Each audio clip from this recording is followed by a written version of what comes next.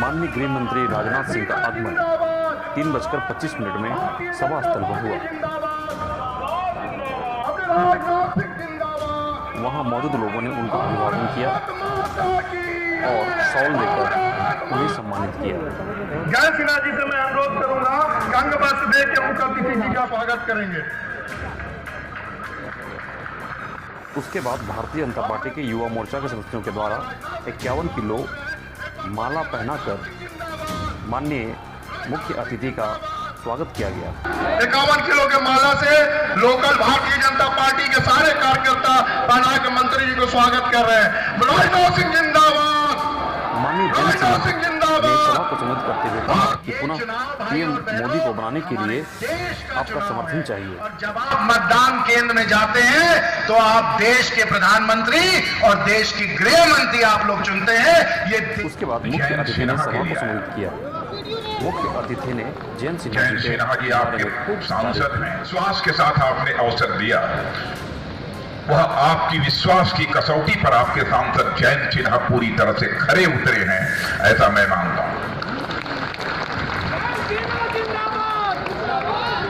मुझे जानकारी नहीं थी कि उन्होंने अपने संसदीय निर्वाचन क्षेत्र में 25,000 करोड़ रुपए का निवेश कराया है।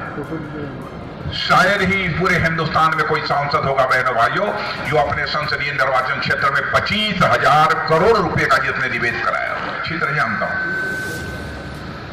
क्योंकि कोयला के खदानों के लिए बहुत ही मशहूर है यह हजारीबाग। अब बहुत काम हो गया यहाँ और मैं जैन जी को कहूंगा कि अगला जो 5 वर्ष है कोयला खदानें यहाँ पर हैं, इसलिए कोयले पर आधारित उद्योग भी यहाँ पर स्थापित करने की दिशा में अब हम लोगों को आगे प्रयत्न करने की जरूरत है। क्या आज तक भारत में जितने भी प्रधानमंत्री हुए हैं सर्वाधिक तेजी से काम करने वाला यदि कोई प्रधानमंत्री हुआ है तो उसका नाम है नरेंद्र भाई मोदी।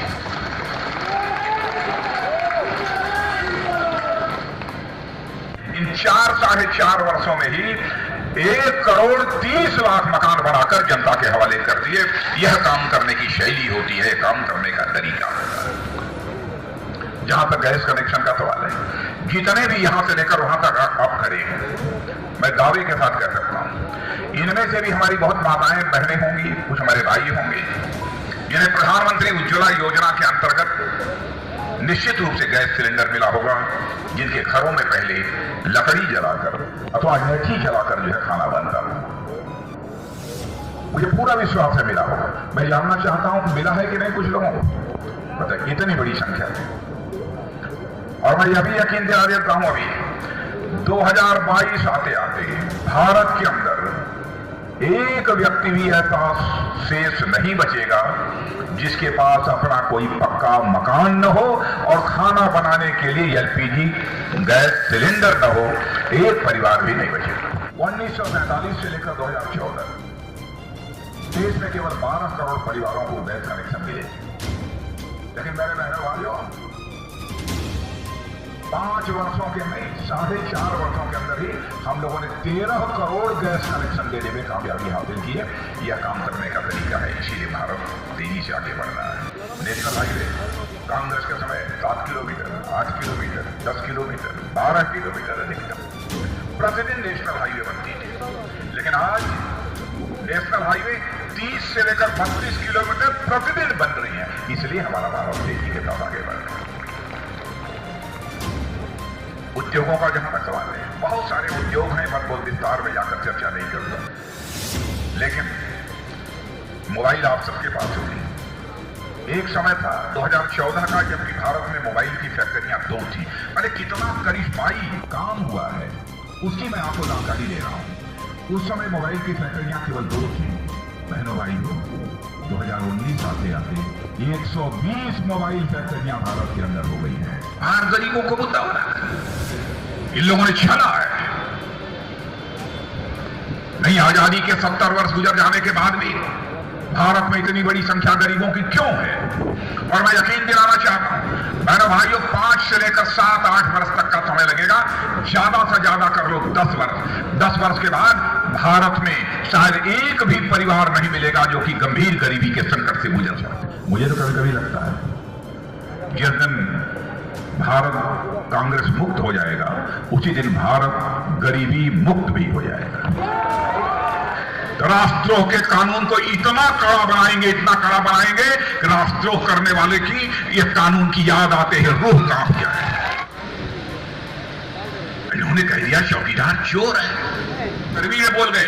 मैं आपसे अपील करने आया हूं, इस बार उनको ठंडा कर दीजिए ताकि इस प्रकार के अपशब्दों का प्रयोग न करने पाए। दोबारा पीएम बनना श्योर है और मोदी वंस मोर है। शायद रफेल यदि हमारे पास होता तो हमें पाकिस्तान की धरती पर भी जाकर उस ठिकाने को गिराने की नौबत न आती। भारत की धरती से ही हम गिरा सकते थे, ध्वस्त कर सकते थे। इसके बाद खड़े होकर वहां काम गिनना चाहिए था 1 2 3 4 5 6। अरे 2 4 10 हो तो बतला भी दें, जब इतने सारे हैं तो कैसे बतलाएंगे? दूर नहीं है, 2030-2031 आते आते मेरे बहनों भाइयों, रूस चीन अमेरिका में एक पीछे होगा और भारत दुनिया के टॉप 3 देशों में आकर खड़ा हो जाए। भारत को हम केवल धनवान भारत ही नहीं बनाना चाहते, हम भारत को ज्ञानवान भारत भी बनाना चाहते हैं, जो ज्ञान और विज्ञान में भी सारे विश्व का नेतृत्व कर सके। एक ऐसा महान भारत बनाना चाहते हैं और भारत को हम विश्व गुरु के पद पर आसीन करना चाहते हैं। बम्पर वोटों से जिता दीजिए ना, रिकॉर्ड वोटों से, तो मैं यकीन दिलाता हूं कि मैं जयंत जी से कहूंगा कि 1 साल के बाद हमको फिर से बुला लीजिएगा।